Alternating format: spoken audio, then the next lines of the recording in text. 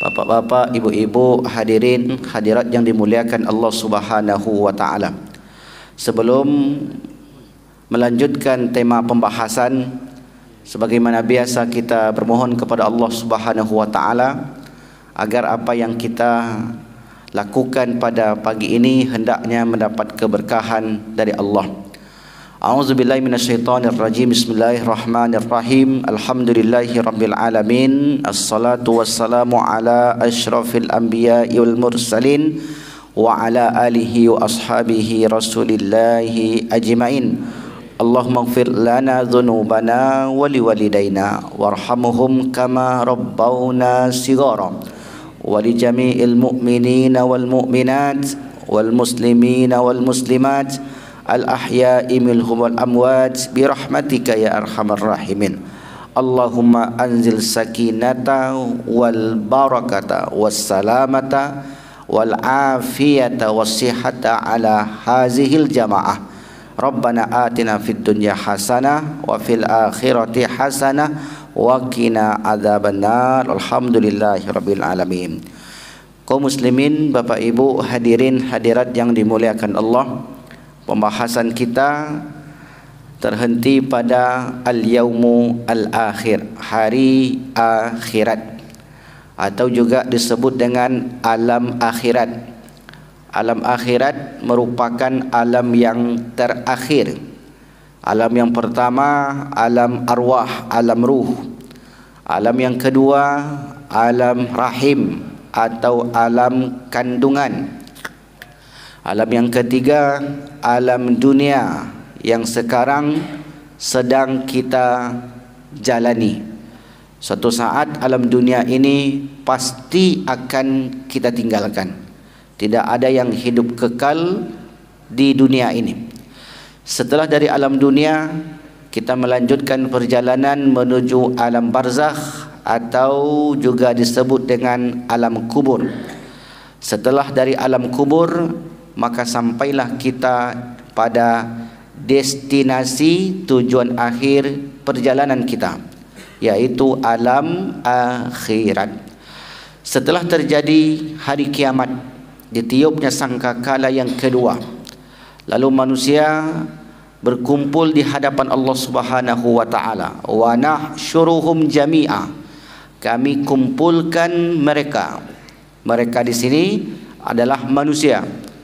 Jami'a, semuanya. Yauma yaqumun nasu lirabbil alamin. Maka pada hari itu setelah berkumpul, setiap manusia berdiri menghadap Allah. Tidak ada yang duduk, tidak ada yang ngantuk, tidak ada yang jongkok, semuanya berdiri. Faslal qada, untuk menunggu putusan-putusan. Putusan-putusan itu berdasarkan yaumul hisab, hari hisab.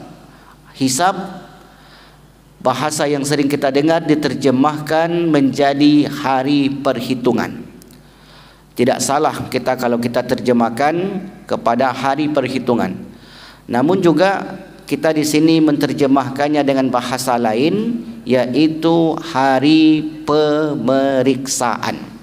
Karena orang yang dihitung, dihisab, ditanya, maknanya juga adalah orang yang diperiksa.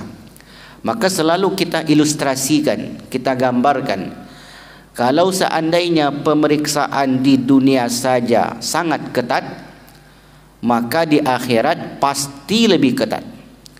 Kalau di dunia setiap yang bersangkutan atau setiap yang berkaitan dengan orang yang diperiksa, maka di akhirat pun demikian halnya.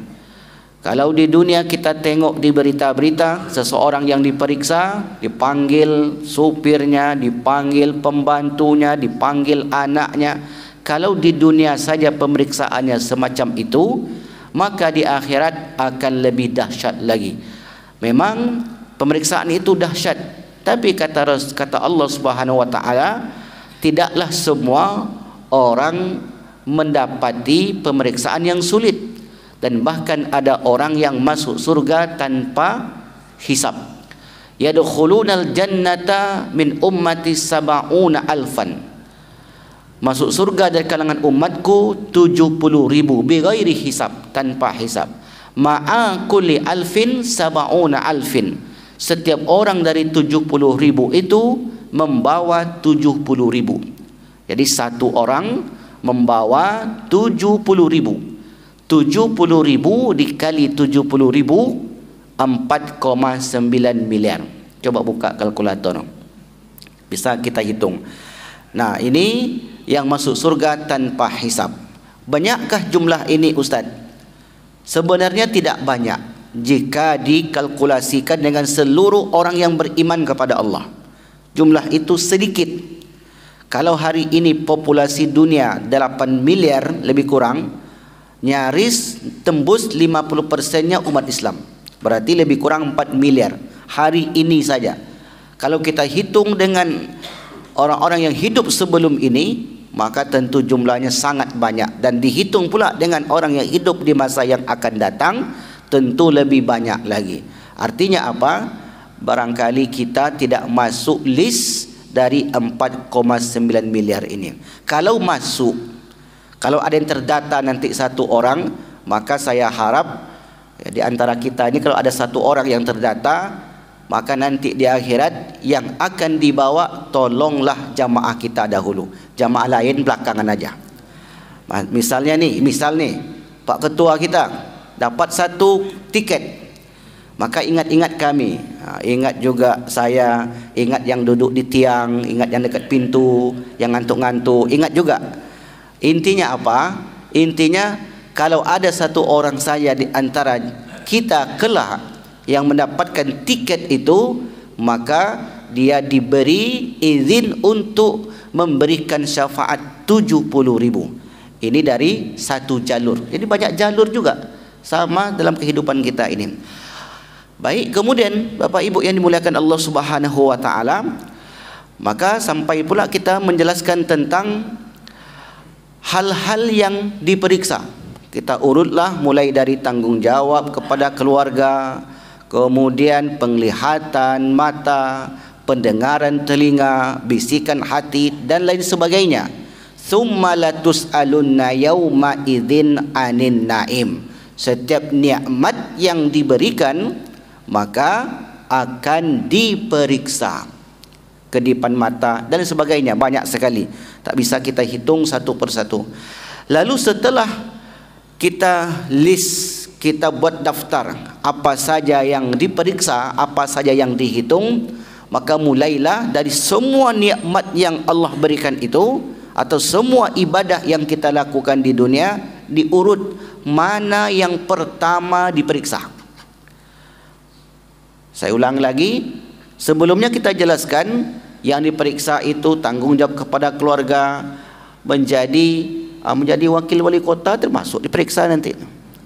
Tapi belum tentu juga pemeriksaan itu sulit, karena setiap jadi ustaz juga diperiksa. Berapa tahun jadi ustaz? Di Nurul Huda masuk tahun ketiga. Ya, apa yang kau lakukan? Saya menyampaikan kajian tentang kematian. Adakah yang ikut? Alhamdulillah ramai. Diperiksa ilmunya untuk apa?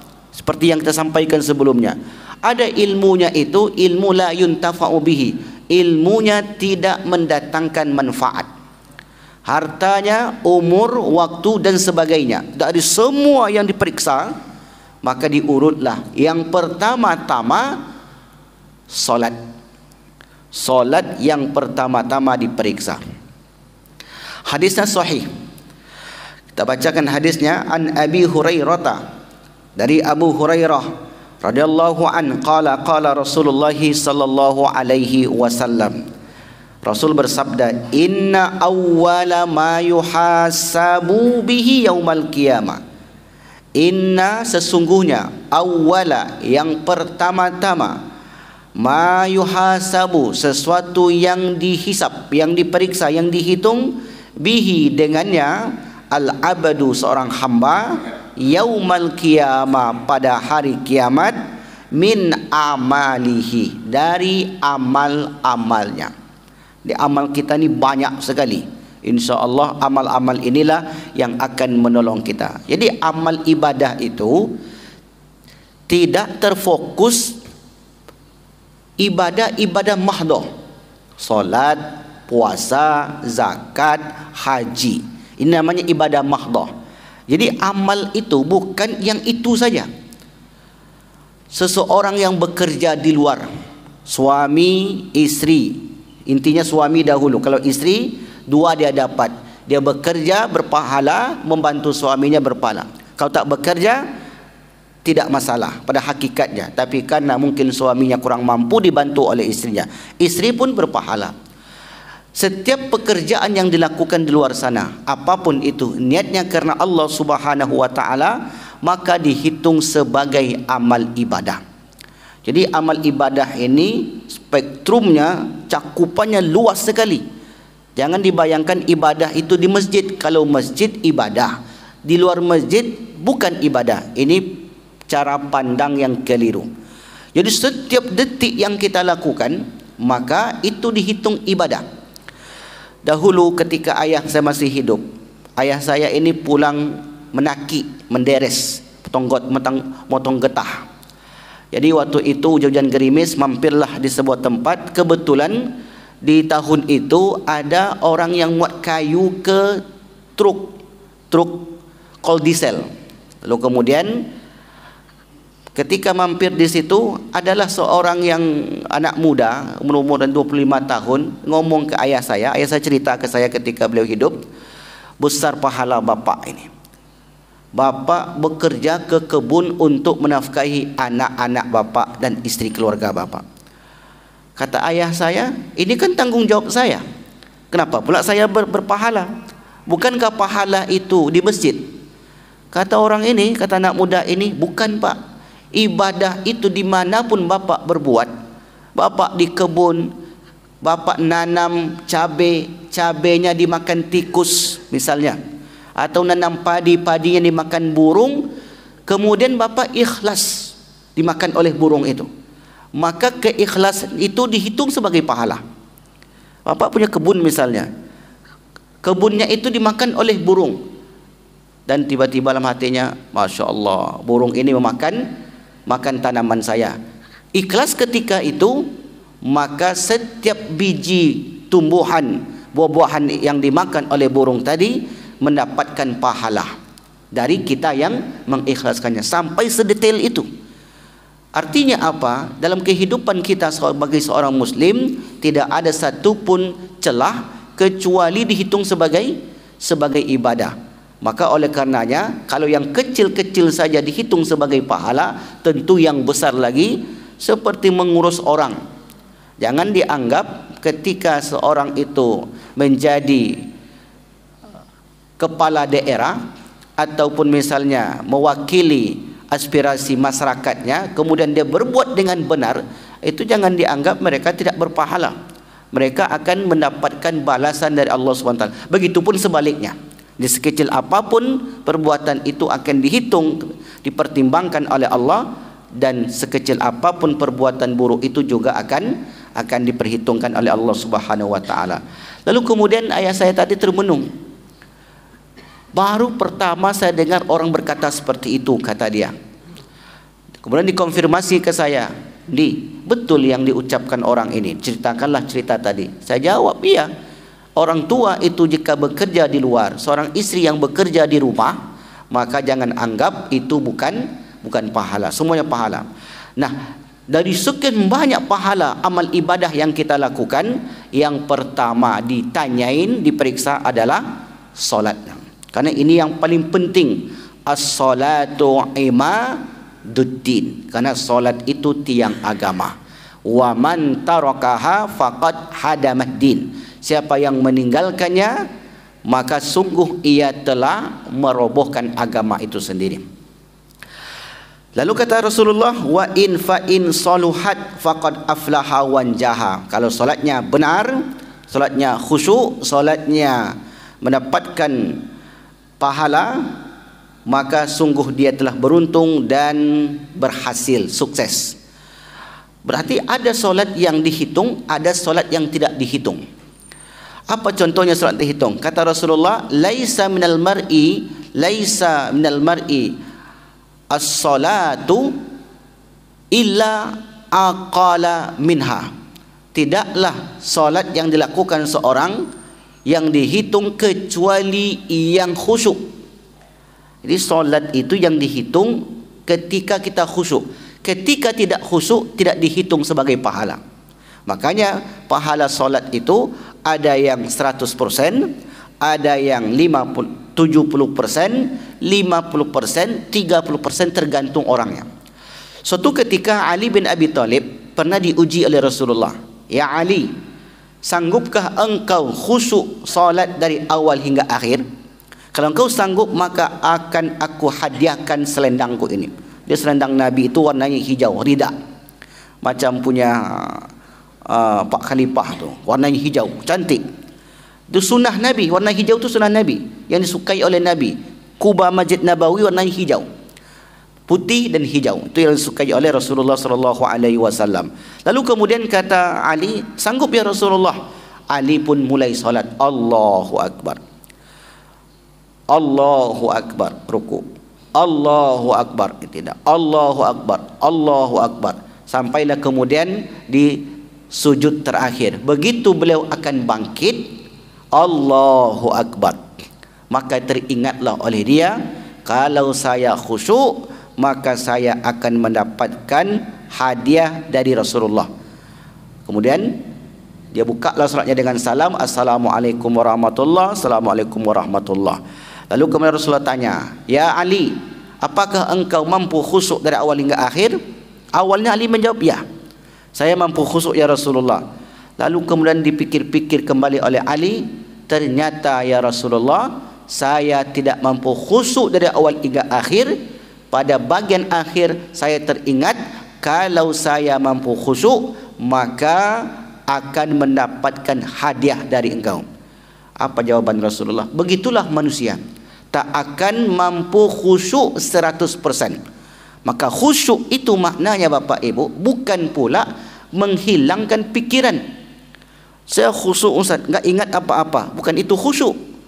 Jadi khusyuk yang dihitung dalam solat itu adalah berusaha untuk mengingat Allah. Berusaha. Tak, karena terkadang banyak yang melintas dalam pikiran kita, akhirnya kemudian bercabang-cabanglah pikiran. Allahu Akbar, kata ibu ini.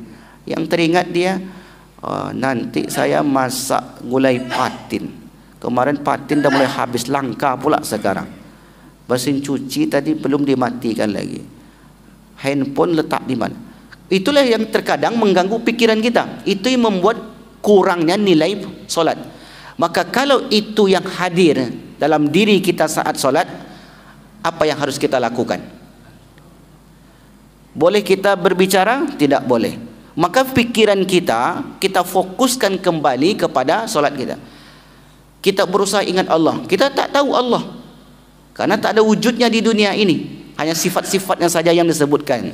Maka kata para ulama, kita boleh mengingat keagungan Allah. Kita ingat ciptaannya. Maka orang yang banyak melakukan perjalanan, banyak tersimpan dalam memorinya ciptaannya, yang ini, yang itu, yang ini. Maka itu yang dia ingat, kata para ulama, boleh. Atau dia ingat misalnya tentang kematian, boleh. Dia ingat tentang kehidupan akhiratnya, boleh. Dia ingat tentang dosa-dosanya, boleh. Artinya dia ingat kepada perkara-perkara yang meningkatkan keimanan, itu boleh. Tapi kalau sudah masuk perkara dunia, dimakruhkan oleh para ulama. Maka ketika kita solat, yang menjadi hitungan nanti saat diperiksa, yang khusyuk, itulah makna tadi, illa aqala minha, sekecuali yang kalian khusyuk dalamnya. Maka khusyuk ini diusahakan sekali, dua kali. Saya sering perhatikan orang solat, untuk mencari khusyuk itu Allahu Akbar, berkerut keningnya. Ada pula yang solat itu sampai takbir 3 kali, Allahu Akbar, ulang lagi, Allahu Akbar. Cara khusyuk, bolehkah kita lakukan itu? Boleh saja, enggak ada masalah. Setiap orang punya cara masing-masing. Makanya munculnya tarekat-tarekat itu bertujuan untuk melatih kekhusyuan. Jadi jangan disalahkan orang yang bertarekat itu melatih. Kalau dalam kajian tasawuf itu namanya riyadhah. Riyadhah itu kalau bahasa Indonesianya olahraga. Nah, olahraganya di dalam ibadah itu, itulah tadi berusaha untuk khusyuk, maka dibuatlah tariqah. Tarekat itu dari kata tariqah. Man salaka tariqan yaltamisu fihi ilman sahhalallahu lahu tariqan ilal jannah. Siapa yang menempuh suatu jalan untuk menuntut ilmu, Allah akan mudahkan jalannya menuju surga. Jadi tariqah, terjemahnya tarekat, adalah salah satu cara untuk menggapai kekhusyuan dalam ibadah. Salah satunya solat, karena solat ini yang paling berat. Kalau ibadah lain mudah. Sebab solat ini kita diusahakan, dituntut untuk mengingat sesuatu yang tak pernah kita lihat, tak pernah kita bersentuhan dengannya, tapi kita dituntut untuk mengingatnya. Makanya itu disebutkan Rasulullah, fa in saluhat faqad aflaha wa anjaha. Jika solatnya benar, maka dia akan sukses, berhasil, beruntung. Wa in fasadat, seandainya solatnya rusak, solatnya rusak, baru mulai Allahu Akbar, baru mulai takbir, maka yang diingat sepertinya tanggal 25 nanti arisan alumni 87. Sepertinya di rumah saya nanti adakan. Apa besok yang saya harus siapkan ya? Mulailah berpikir dalam solat tu. Bukan mikirkan imam tadi, mikir kalau masak nasi kebuli itu cari di mana? Bisakah pikiran kita seperti itu? Ya bisa. Dia akan menelusuri. Kemudian kayak kalau gulai patin asam pedasnya lebih enak kayak ini. Tapi kalau lambat nanti ke pasar. Di pasar tu kadang, apalagi kemarin minggu yang lalu saya jumpa dengan ibu-ibu, kesel kali saya. Karena begitu, apa yang kita lalui itu kita ingat, persis kita ingat. Maka ketika kita mulai jauh dari kekhusyuan, maka kembalikan tajdidun niyah, kembalikan lagi kepada niat awalnya. Ketika datang lagi gangguan seperti itu yang akan merusak ibadah kita, maka kembalikan lagi. Terus begitu. Karena syaitan itu selalu membisiki, yuwaswi sufi sudurina. Dia akan gembosin terus, akan bisikkan terus macam-macam yang diingatnya. Maka macam-macam yang diingatkan kita untuk khusyuk itu. Maka akhirnya kemudian kita tajdid lagi, perbarui niat kita. Tidak, ya Allah, saya ingat kepadamu. Nah, begitulah caranya. Apalagi kalau bacaan imamnya panjang. Subuh, saya solat di satu masjid dekat Matahari, Jalan Rahmat. Jadi ada bapak itu solat, dia ambil paling kiri di dekat tembok, di solat subuh Jumat. Kan panjang ayatnya itu. Ayat yang pertama sajadah, ayat yang kedua hal ata. Jadi orang ini, bapak ini solat enggak lurus tegaknya bapak ibu. Bahunya miring, menyender ke tiang, ke dinding. Beginilah dia. Dinding itu menjadi senderan dia. Duduk pun tak mau. Mulai dari awal solat sampai akhir dia nyender. Mungkin dalam pikiran dia, kalau tidak ada dinding ini, maka saya sudah roboh, saya sudah jatuh. Nah, ini pasti mengganggu kekhusyuan. Maka kita kembalikan lagi niatnya itu kepada awal tadi. Kalau rusak solat, faqad khaba wa khasira, maka rugilah dia. Kata Nabi, orang solat itu ada yang mendapatnya 10%, ada yang mendapat 30%, ada yang mendapat 1/4, ada yang mendapat setengahnya. Ternyata yang paling banyak itu setengah. Begitulah yang dihadapi oleh umat Islam saat melakukan ibadah solat. Lalu kemudian diperiksalah, mulai dari solat wajib. Apa kata Rasulullah sallallahu alaihi wasallam? Min faridatihi syai'un qala.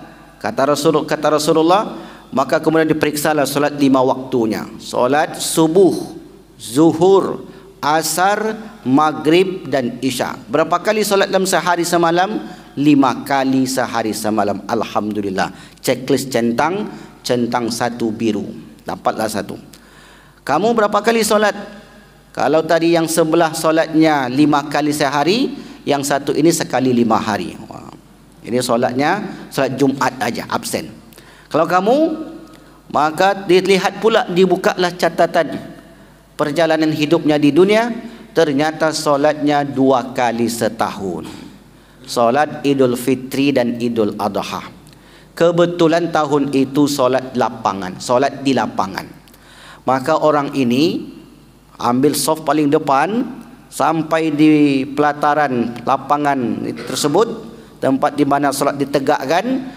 Dengan PD dia pun solat sunat 2 rakaat. Allahu Akbar. Selesai solat, ditanyalah orang ini, tadi bapak solat apa? Solat sunat. Alhamdulillah. Solat sunat apa? Solat sunat tahiyatul masjid. Coba perhatikan nanti, ada yang solat begitu. Ada solat sunat tahiyatul masjid, Pak. Ya ada, setiap solat kan ada solatnya. Apakah ini masjid? Mulai dia bingung. Apakah ini masjid? Bukan, ini lapangan. Oh, berarti salah niatnya, Pak. Iya, salah. Kalau begitu saya ulangi lagi. Apa niatnya? Solat sunat lapangan. Paling parah lagi. Masa sih ada Ustaz orang seperti itu di Pekanbaru ini? Ya Allah Bapak Ibu, saya pernah suatu ketika di Limbungan, habis solat asar, Bapak ini solat sunat 2 rakaat. Saya kadang suka nanya, kadang takut juga nanya. Saya beranikan diri. Mohon maaf Pak, tadi Pak solat apa Pak? Solat sunat. Solat sunat apa? Solat sunat ba'diyah. Ada solat sunat ba'diyah ba'da asar Pak. Setiap solat itu ada solat sunatnya. Betul begitu Pak? Ya betul. Kamu nggak usah ngajarin saya ini lama hidup, kata dia. Begitulah kadang ketika orang tak tahu, annasu a'da'u ma jahilu. Seorang itu akan memusuhi sesuatu yang dia tidak tahu. Ketika diberitahu, tak mau tahu pula. Jadi kalau kita bicara tentang orang yang tidak memiliki ilmu di Kota Pekanbaru ini, masih banyak Bapak Ibu. Meskipun dia tinggal di Kota Pekanbaru, pengajian berseliweran, majelis ilmu banyak, buku-buku bertebaran, YouTube, Allahu Akbar, banyak sekali. Tapi ternyata masih banyak yang tidak mengerti perkara solatnya. Salah mulai solat. Maka yang diperiksa tadi solat wajib. Wajib dihitunglah berapa persen dia dapat. Makanya habis solat wajib kita diminta untuk istighfar. Astaghfirullahalazim. Kalau ditanyain orang nanti, kenapa habis solat kita istighfar? Semestinya istighfar itu setelah melakukan sesuatu yang berkaitan dengan dosa. Tanpa sengaja kita melihat aurat, astagfirullahalazim. Biasanya begitu. Misalnya emosi lagi meluap, astagfirullahalazim. Atau misalnya berburuk sangka kepada orang lain, astagfirullah. Ini malah setelah solat kita diminta untuk istighfar. Assalamualaikum warahmatullahi, assalamualaikum warahmatullahi. Astaghfirullahalazim alladzi la ilaha illa huwal hayyul qayyum wa atubu ilaik. Kenapa diminta untuk istighfar? Karena bisa jadi saat solat ada hal-hal yang tidak dianjurkan untuk diingat. Itulah yang saya sebutkan tadi. Maka disitulah yang kurang-kurang kita tutupi dengan istighfar saat di dunia ini. Tetapi di akhirat yang diperiksa setelah wajib itu, kata Allah Subhanahu, kata Rasulullah, ya qala Rabbul Azza wa Jalla, Allah berfirman, unzuru wahai hambaku. Dia katakan kepada malaikat, wahai hambaku, unzuru halil abdi, apakah hambaku ini minta tawu'in, memiliki salat tatawwu', salat sunnah. Apakah dia punya salat sunnah? Maka diperiksa pula salat sunnahnya. Tadi salat sunnah qabliyah, qabla al-fajar, salat sunat fajar. Dia lakukan salat sunat fajar, kata Rasulullah sallallahu alaihi wasallam, raka'atani qabla al-fajri khairun minad dunya wa ma fiha. 2 rakaat sebelum fajar lebih baik dari dunia dan seisinya. Kapan dilakukan? Setelah azan dikumandangkan. Itu namanya salat sunat fajar. Kalau sebelum azan dikumandangkan, itu namanya salat tahajud. Tadi Bapak Ibu yang ke masjid, sebelum azan dikumandangkan jam 5:05, dia sempatkan salat 2 rakaat, usolli sunatan tahajud raka'ataini lillahi ta'ala. Maka Ketika nanti yang wajib itu diperiksa kerana banyak yang diingat, lihatlah tahajudnya. Tadi kalau kita umpamakan 50% saja kita dapat pahala wajib, maka ditambahlah sunatnya 5%. Ini umpama saja. 55. Ditambah lagi qabliyah, solat sunat fajar 5 lagi, misalnya nilainya 5. 55 tambah 5 sudah 60. Ditambah lagi nanti solat sunat isyraq atau awal duha. Ada awal duha, ada pertengahan duha, ada akhir duha. Ini istilah yang ditulis oleh para ulama. Ditambah lagi 5, ini umpamanya, sudah 65. Nanti dia solat duha lagi, dah 70. Solat sunat qabliyah ba'diyah zuhur, ditambah lagi 55, sudah 80. Sampai nanti malam sebelum tidur, dia pun solat sunat lagi, solat sunat witir. Dikalkulasikanlah semua solat-solat itu, ternyata memenuhi solat wajib yang kurang. Inilah yang dibawanya menghadap Allah SWT. Maka dia pun laporan kepada Allah, ya Allah, ini saya sudah dapat. Ternyata solat wajib saya memang tidak sempurna pahala yang saya dapat, tapi solat sunat saya tadi 1, 2, 3, 4, 5, 6, banyak jumlahnya, tak terhitung solat sunat itu. Semampu kita. Solat sunat mutlak, solat sunat tahiyatul masjid, solat sunat hajat, solat, semua solat yang dia lakukan itu bertujuan untuk menutupi solat wajib yang kurang-kurang tadi. Setelah solat ini diperiksa, maka kemudian dalam hadis yang lain disebutkan, fayukammalu minha man taqasa minal faridah, maka disempurnakanlah dari yang sunat-sunat tadi amalan-amalan wajib. Summa takunu sa'iru a'malihi ala hadza, lalu kemudian diberlakukan amalan-amalan yang lain. Kita urut lagi. Solat sudah selesai sempurna, alhamdulillah. Setelah itu puasa. Puasa bulan Ramadan. Banyak orang yang berpuasa, puasanya tidak mendapatkan pahala. Bisa pahalanya 0, tapi sah puasanya. Bisa pahalanya 10%, 50%. Ketika pahalanya itu berkurang, maka dilihat pula apakah dia punya puasa sunat. Ternyata orang ini puasa Senin Kamis, dimasukkanlah ke sana. Ternyata dia puasa ayyamul bait, hari-hari putih, ditambah lagi, dimasukkan lagi. Kemudian puasa Arafah, ditambah lagi puasa Asyura, ditambah lagi puasa ini dan puasa itu. Maka setelah dikumpulkan semua amal ibadah puasanya, ternyata terkumpullah 75% umpamanya. Maka ini pula ini bawa kepada Allah Subhanahu Wa Taala. Dah. Setelah itu amalan zakat. Terkadang dia zakat niatnya salah, tapi kemudian ditutupilah dengan sedekah-sedekahnya. Sempurna pula di situ. Haji umroh, kadang ada orang yang haji itu niatnya untuk pamer, dianggap orang kaya, dianggap orang hebat. Berangkat hajinya mendapatkan pahala yang sangat sedikit. Lalu kemudian berangkat lagi haji berikutnya, maka yang kedua itu dianggap sunnah. Atau dia berangkat umroh, maka umrohnya itu pun menutupi yang wajib-wajib tadi. Maka dikumpulkanlah semua itu. La yuzlimu ahada, innallaha la yuzlimu lil ibad. Seorang Allah tidak pernah menzalimi hambanya. Makna menzalimi di situ, Allah tidak pernah kecuali menghitung setiap yang dilakukan untuknya, sekecil apapun itu. Begitulah adilnya Allah Subhanahu wa Ta'ala. Tidak ada yang sia-sia dalam amal kita, Bapak Ibu. Tidak ada yang tidak berguna selama niatnya itu karena Allah. Dan niat tidak ada bisa mengukur. Niat itu hanya bisa diukur oleh orang yang bersangkutan. Kita jangan sekali-kali mengukur niat orang. Itu Bapak itu buruk niatnya tu Ustaz. Dari mana Bapak tahu? Ya, saya ini punya insting Ustaz. Jangan begitu. Itu Bapak itu niatnya jelek itu Ustaz, ibu itu niatnya buruk itu Ustaz. Kenapa? Karena setiap ke masjid saya tengok jilbab itu terus ini bawanya. Mukena itu mentang-mentang baru mukenanya Ustaz. Memang suka, karena Nabi itu menyukai yang indah-indah. Dia saja yang tidak senang. Innallaha jamil wa yuhibbul jamal. Allah itu indah dan menyukai keindahan. Dia pakailah pakaian terbaiknya. Lalu kemudian ada orang yang tak suka. Maka kata Imam Asy-Syafi'i, ridon nas syai'un la tudrak. Kalau kita memenuhi kehendak orang, sesuatu yang tak mungkin tercapai.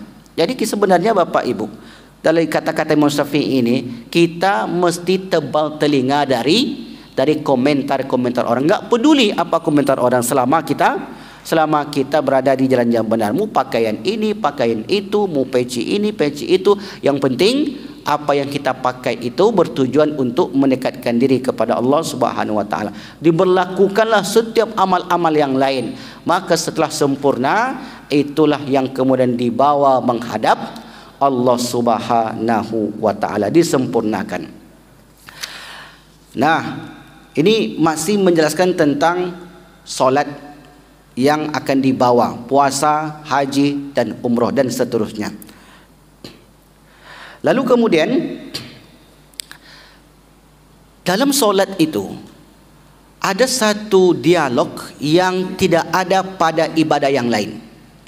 Jadi kita dalam kehidupan ini tidak ada amalan yang bisa menghubungkan kita dengan Allah, yang terjadi dialog antara hamba dengan Tuhannya, kecuali solat. Berdoa itu dialog atau monolog? Monolog satu arah. Ya Allah, mudahkanlah urusan kami, berilah kesehatan, lapangkan rezeki, berikan dan sebagainya.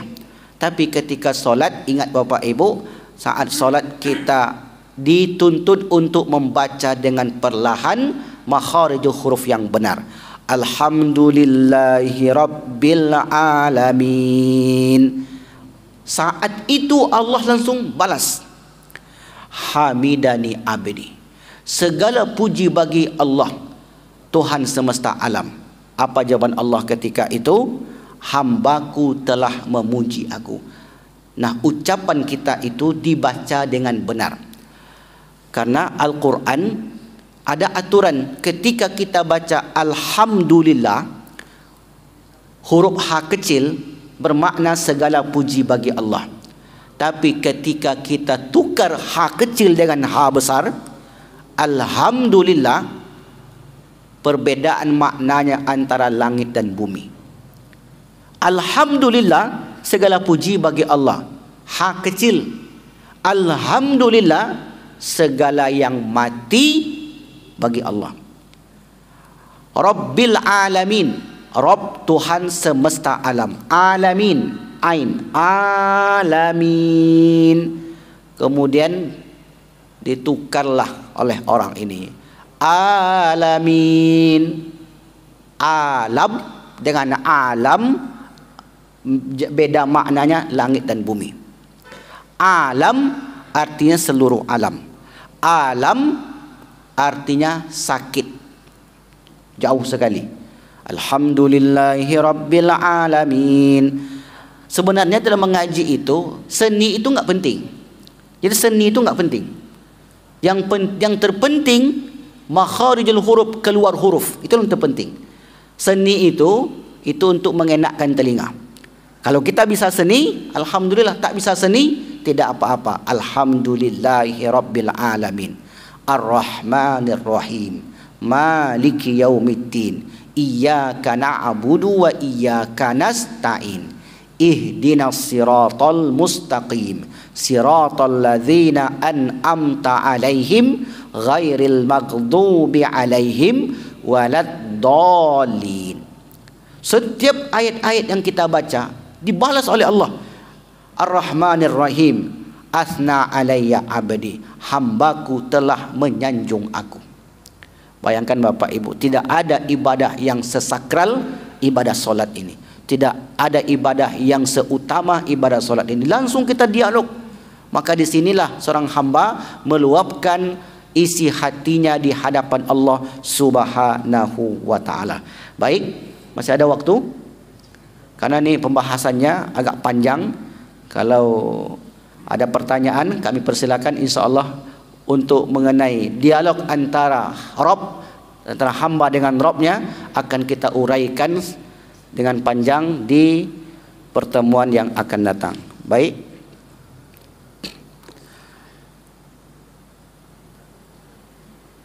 Oh ya, baik.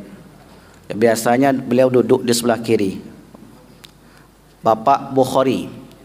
Assalamualaikum Pak Ustaz, mohon di akhir kajian nanti doakan jemaah kita Pak Bukhari Rahim saat ini berada di RS Prima dan pagi ini akan melakukan operasi atas penyakit yang dideritanya. Semoga cepat sembuh Pak Ustaz. Amin ya rabbal alamin. Baik, kalau tidak ada pertanyaan silakan Pak. Masya Allah. Fadal. Waalaikumsalam warahmatullahi wabarakatuh. Tafadhal.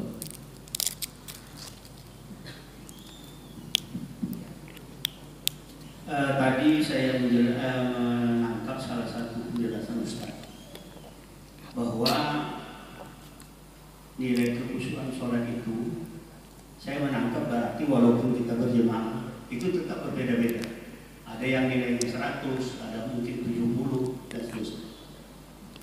Saya pernah juga mendengarkan satu penjelasan bahwa salah satu keuntungan sholat berjemaah itu ketika ada satu saja yang khusyuk, itu insya Allah semua dapat kekhusyukan.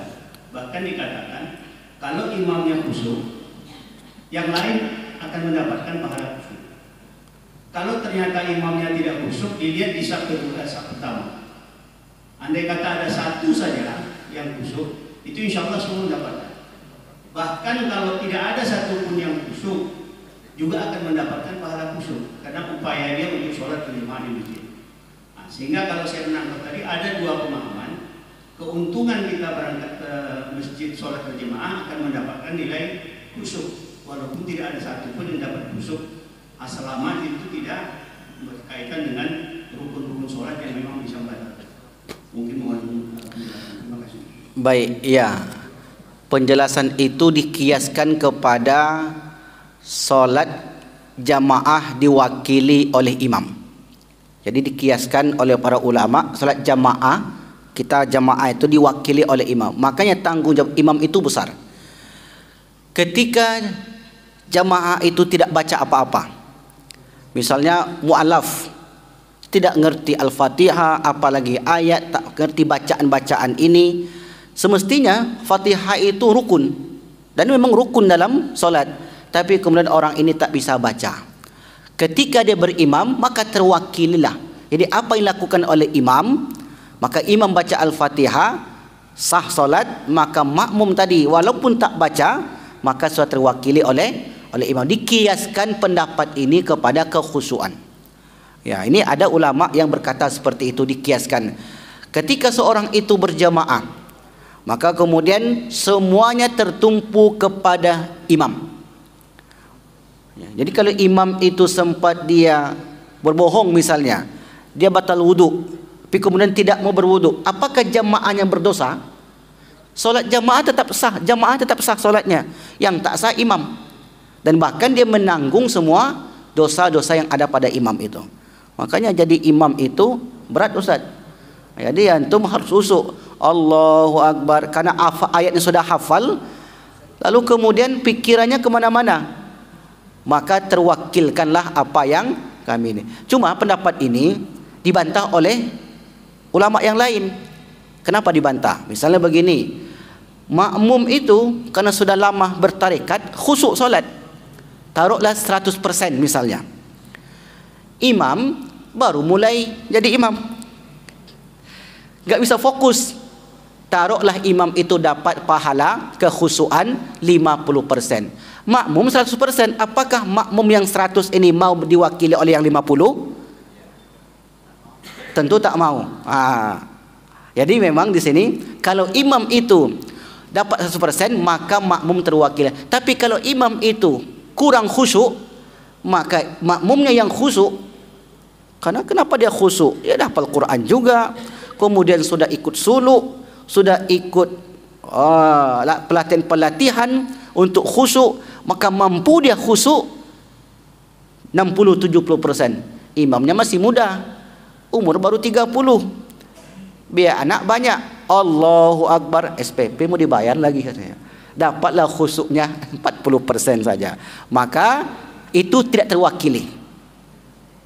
Jelas Pak?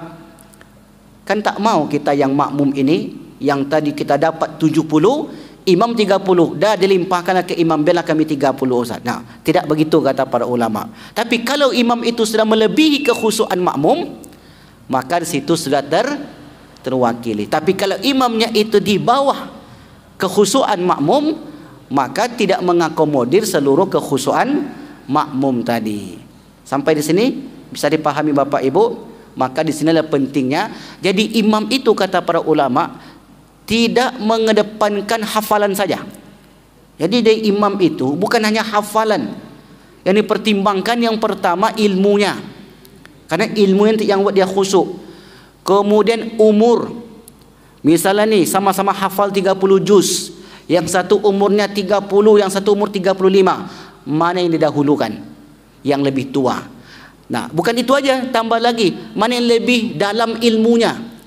Misalnya ilmunya ini kita kalkulasikan misalnya ya kekhusyuan gimana ya?